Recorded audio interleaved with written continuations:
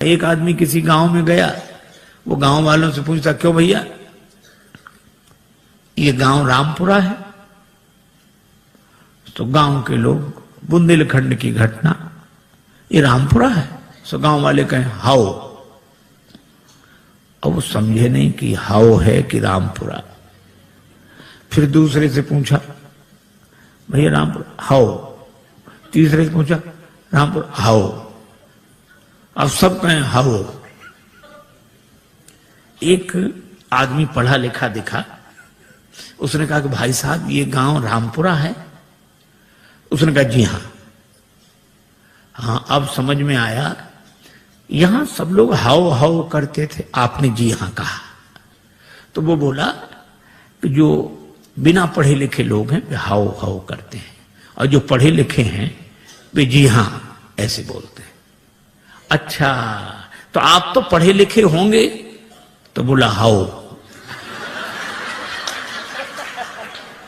अब जो स्वाभाविक था सो निकल गया। अब लक्ष्मण जी को भी बड़ा अटपटा लगे, श्री सीता जी को भी, पर राम जी मुस्कुरा रहे। सुन केवट के बैन प्रेम लपेटे अटपटे, बिहसे करुणाएं। भगवान हंसते हैं। बात भले ही अटपटी हो पर प्रेम में लिपटी हो तो परमात्मा को प्रसन्न कर देती है। राजस्थान के एक छोटे से गांव में एक महात्मा गए, सत्संग हुआ। एक सत्संगी नित्य आते थे। एक दिन उन्होंने प्रार्थना की कि महाराज यहां से और ज्यादा इंटीरियर में हमारा छोटा सा गांव है, मां आ नहीं सकती, उनको दर्शन देने चलो। महात्मा ने कहा ठीक चलते हैं। एक दिन गए, उस व्यक्ति ने मां से कहा कि मां महात्मा आए प्रणाम कर। तो बुढ़िया श्रद्धालु तो थी, लेकिन अपने टूटी फूटी मारवाड़ी बोली में बोली, गोरुजी थारे खुर छू। अब एक तो गुरुजी को गोरुजी कह रही थी और चरणों को खुर। महात्मा को बड़ा अटपटा लगा। अभी तो रोज चरण कमल सुनते थे, अब चरण भी कहती तो ठीक, पांव भी कहती तो ठीक, खुर। खुर तो पशुओं के होते हैं। तो महात्मा उसे प्रेम से समझाने लगे, माता जी ऐसे बोलती हो महात्माओं से, नरक जाओगी नरक। बुढ़िया इतनी सरल थी, वो ये भी नहीं जानती थी कि नरक क्या होता। उसको लगा कि महात्मा आशीर्वाद दे रहे हैं, तो हाथ जोड़ के कहने लगी, महाराज हमारा कहां भाग्य जो नरक जाए, नरक तो आप जैसे महापुरुषों को मिले हैं प्रभु। महात्मा खिलखिला के हंसने लगे। अरे ऐसी सरलता पर महात्मा क्या परमात्मा प्रसन्न हो जाते हैं। और भगवान दोनों की ओर देखकर मुस्कुरा रहे हैं। श्री राम जी का विवाह नहीं हुआ था, श्री लक्ष्मण जी युगल चरण धोकर चरणामृत लेते। विवाह हुआ तो बायां चरण श्री किशोरी जी, दायां चरण लक्ष्मण जी धोकर चरणामृत लेते थे। पर आज केवट न दायां की बात करा न बायां की, मोहि पद पदुम पखारण कहो। तो भगवान मुस्कुरा कर देखते हैं कि तुम दोनों का अधिकार जा रहा है, बेहसे करुणाएं। और केवट की मांग की चौपाई एक ही, बहाने से भी बात नहीं बनी। एक के घर मेहमान आया, जाने का नाम ना ले। दोपहर का तो भोजन करा दिया, वो इतना कृपण कि शाम का भोजन न कराए, लेकिन मना कैसे करे। बेटे से बोला मेहमान के पास जब बैठे हो तब आकर पूछना शाम के भोजन के लिए। बेटे ने कहा पिताजी शाम को भोजन क्या बने।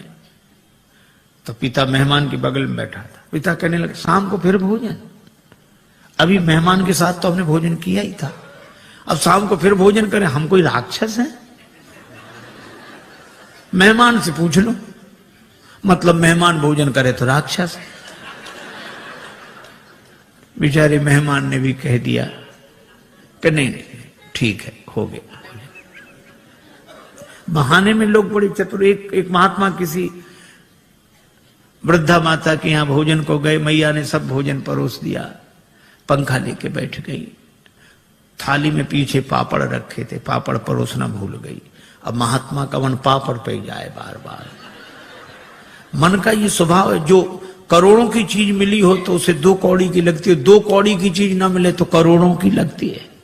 उधर ही देखे, लेकिन मांगने में शर्म भी लगे और बुढ़िया को याद ना आवे। सो महात्मा बोले, मैया भगवान की बड़ी कृपा, आज जो आपका दर्शन हो गया। क्यों? रास्ते में बड़ा लंबा सांप मिला। सांप? हाँ, लंबा था बहुत। कितना लंबा महाराज? यहां से वो पापड़ की थाली रखी। बुढ़िया बोले, अरे महाराज पापड़ परोसना तो मैं भूल ही गई। महात्मा बोले, हम तो बता रहे थे कि सांप कितना लंबा था।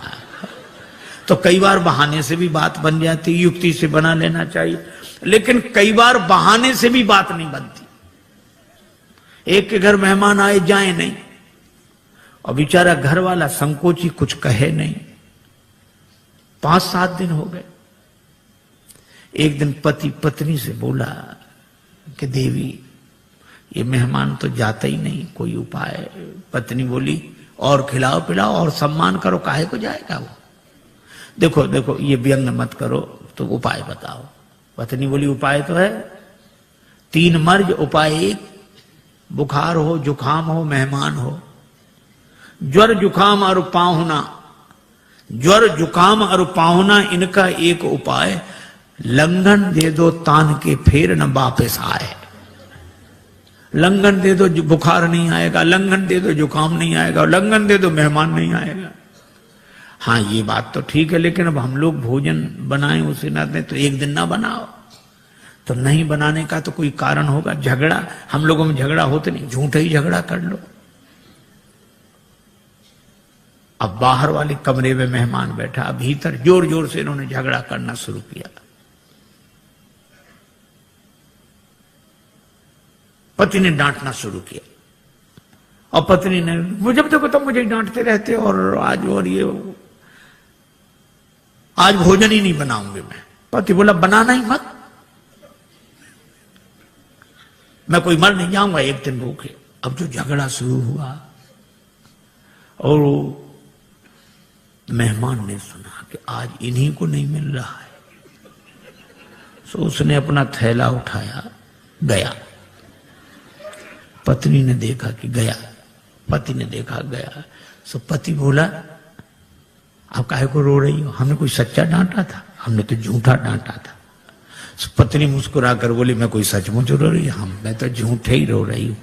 लेकिन आश्चर्य, तब तक मेहमान भीतर, हम कोई सच्चे गए थे? हम भी तो झूठे ही गए थे। कई बार प्रयास करने पर भी काम नहीं बनता है।